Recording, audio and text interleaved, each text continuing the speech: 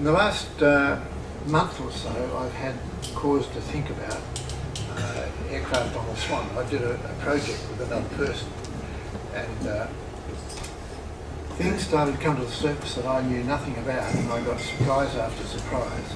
And I thought it'd be a good idea to mention it here. So from 1928 to 1942,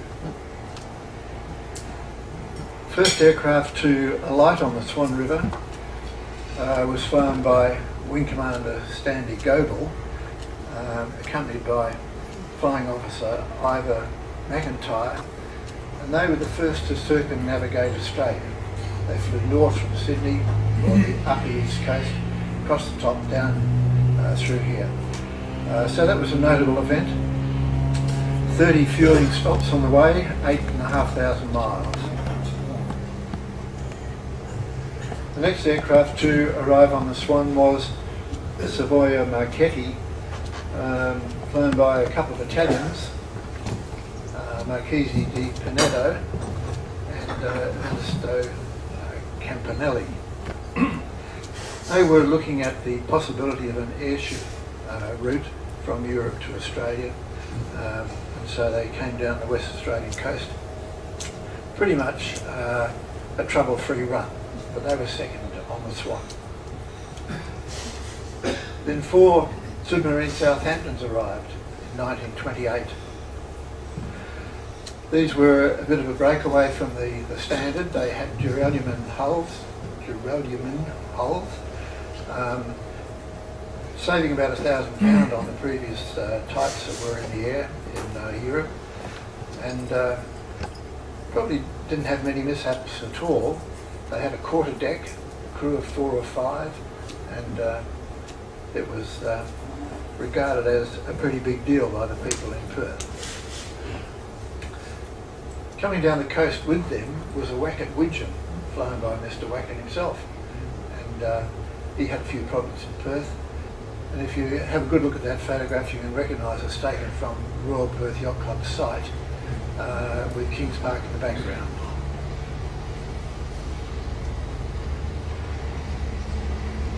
In 1928, West Australian Airways had acquired a DH-50. It was ex-Sir Francis Chichester, and when they acquired it, it came with floats. So they put the floats on it and did a bit of work on the Swan River, but never used it as a passenger or a work aircraft for WA Airways. It was really used for flying Father Christmas. That was about the only job it ever did.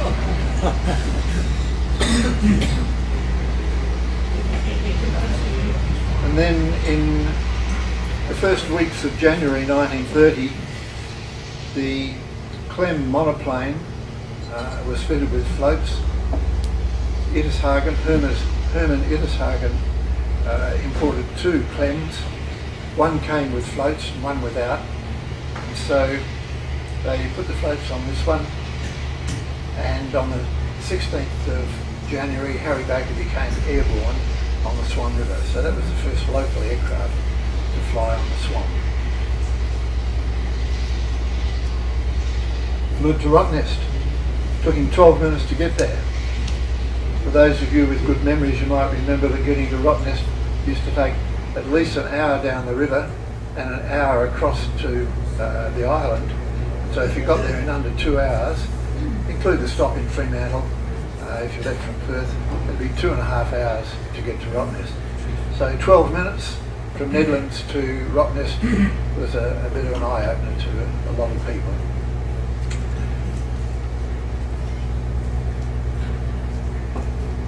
The next aircraft to land on the Swan was in 1932. It was flown by Hans Bertram.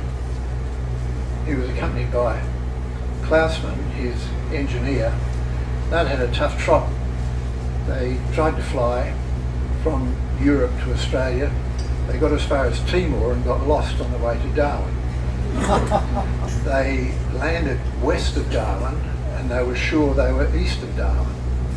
And so after spending a lot of time on the beach with no one to help them, they decided to remove a float from the aircraft and make a canoe out of it and paddle further westward away from help. They were about 40 days in the wilderness before they were discovered by Aborigines at death's door. The Aborigines sent a message to Drysdale Mission and they were rescued and they were brought to Perth. West Australian Airways went up there. Fred Sexton was the engineer, and he took up a float off the DH-50 and put it onto the junkers, and there you can see the white float in this image here. That's off the DH-50. The other float is one of the originals. The canoe exists somewhere in Perth. The other float is at a maritime museum somewhere, is it? Fremantle Maritime Museum, yeah. Bertram was a bit of a domineering character, and he drove Klausman mad. Klausman ended up in the asylum in Perth here and never really recovered.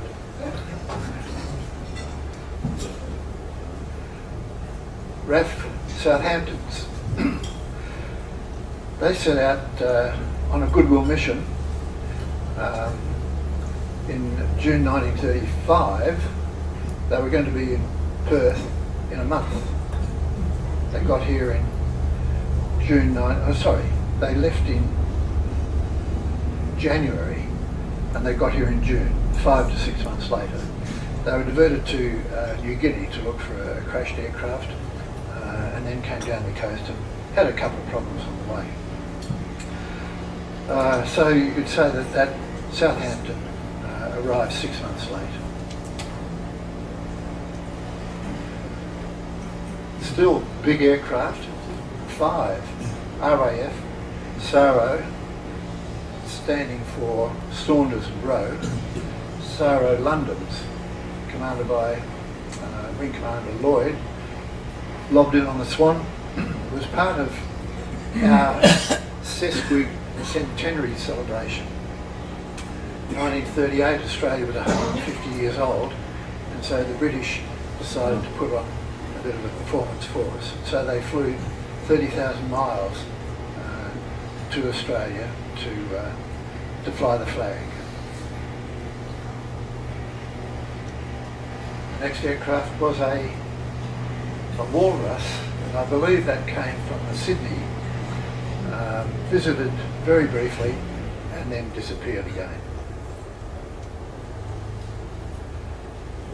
As far as I know, the first Catalina to arrive was in November 1941. By this time, things were getting established on the river, and a small group that made a great contribution was the Sea Scouts at Pelican Point. One of those 2 aircraft landed, and a young boy of age 14 from the Sea Scouts swam out to it. And the person on board said, "Is this the Swan River?" Yes. Then he said, "Are there any sharks?" He said, "No." And they said, "Well, that's all pretty good. Come aboard." That bloke's name is Vic Tilley. Does anyone know the name Vic Tilley? He was part of the Catalina Club when it was in existence in Perth, and had a love affair with Catalinas that went from that day right through to the other, earlier this week when I was talking to him. Would that be Tilley's World Service? No, I don't think it was. He was mixed up in cars and was involved in Metro Motors. Next, the Langley. Now that's not as it appeared when it arrived at Fremantle, but the USS Langley was in Darwin and decided to come down to Perth to move some Kitty Hawks. We've spoken about that. 32 Kitty Hawks up to Dutch East Indies.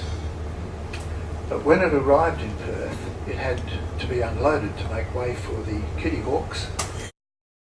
Off came a Grumman duck, aboard Kingfisher, 2 of them in fact, and 2 Curtis Seagulls.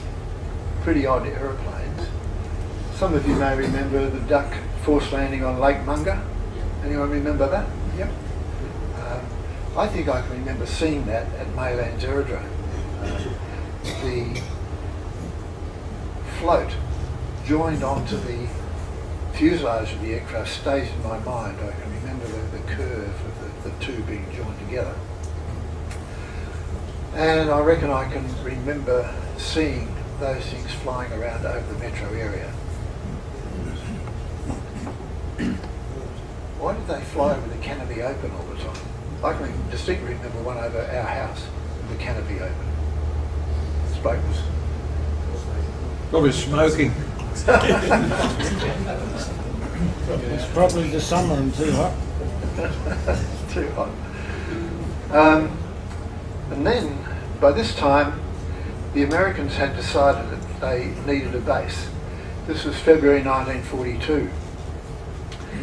They'd been messed around by the Japanese for a few months now, 3 months.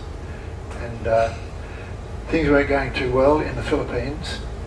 Patrol Wing 10 had come under attack again and again, and their 28 aircraft in the squadron had been diminished to 3.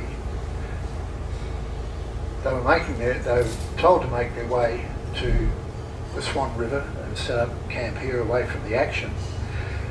And this Coronado arrived with machinery and equipment to refurbish the Pat Wing 10 aircraft. And so that equipment was unloaded at the site of what is now Royal Perth Yacht Club, and that was where they set up their base. I saw that on the river at Anchorage. Did you? Yeah. It's probably the biggest one to ever arrive here. Probably, I'm not sure. A Boeing 314 flying also landed there. It was, I think, an ex-Pan Am one, and it was a blue-grey colour and no markings on it, the numbers I could see. Okay, so that was a pretty good sight on the Swan River to people. Things were going bad in the Dutch East Indies, and people were leaving there as best they could. And the Dutch Air Force had Dorniers and Catalinas, and they made their way down the coast to Western Australia as well, bringing sick and wounded and people who were trying to get out of the place. A short flying boat lobbed in with people from up north. That was a Qantas Empire Airways aircraft. Not that one there says Cooey. It was actually the Camilla that came down the coast and landed here and moved through. Didn't stay very long. And then the Pat Wing 10 eventually arrived in March, about the 6th of March 1942. There were only 3 aircraft initially that got here, and then others flew in from Hawaii and other destinations to the north of us here, and they set up to do refurbishment of the aircraft and to give the crews a bit of a relax. You've got to remember that the war snuck up on America and they hadn't really been trained. A lot of people had been just shoveled into the service with very little training. They'd been through hell, and to come down here was a real relief. They were left here for maybe 3 months and then sent back to the action. So this became a rest and recuperation area for a lot of Americans. Happily, we got on well with them, Australians got on well with them, and the Americans got on well with us. And so for the entire time that the Americans were at what is now Royal Perth Yacht Club, there was a big exchange of people coming and going, getting themselves back into reasonable shape and then back into the business of war again. There's Perth City, Kings Park. There we have the blue dot for where the Americans were, Royal Perth Yacht Club. On the other side of the Pelican Point was where Qantas was established. In March 1942, when the Americans got here, this was declared an exclusion zone. No boats, no fishing, no swimming in that area. It was reserved for seaplane operations, and they certainly looked after their side of things, and if you ventured in there, They'd pull a gun on you and say, "What are you doing here?" and move on. The takeoff paths we've already seen at a previous time, but this takeoff run here was one of the longest they'd come across in protected waters, and the Swan River was regarded as one of the greatest havens for aircraft, seaplanes in that era. In fact, with the recreation that the crews were having here and the perfect conditions, they started to call this the Swan River Flying Club, away from the hazards of war. Some of you may remember those buildings. Yes. Yep. Something a lot of people don't have much of an idea about. There's a gun emplacement, Kings Park in the background, Perth City over there. And there are a number of these gun emplacements around the river, and of course up and down the coast with the bigger guns, and over Rottnest with the big guns as well. But these were American guns to protect their fleet in their harbour here. And remember also, at that time, there were maybe 100 American submarines in Fremantle Harbour. And so there are well over 1,000 Americans in Fremantle, apart from 400 or 500 in Perth.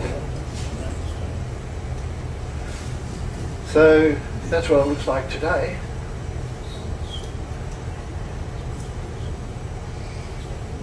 And that's what it looked like back then.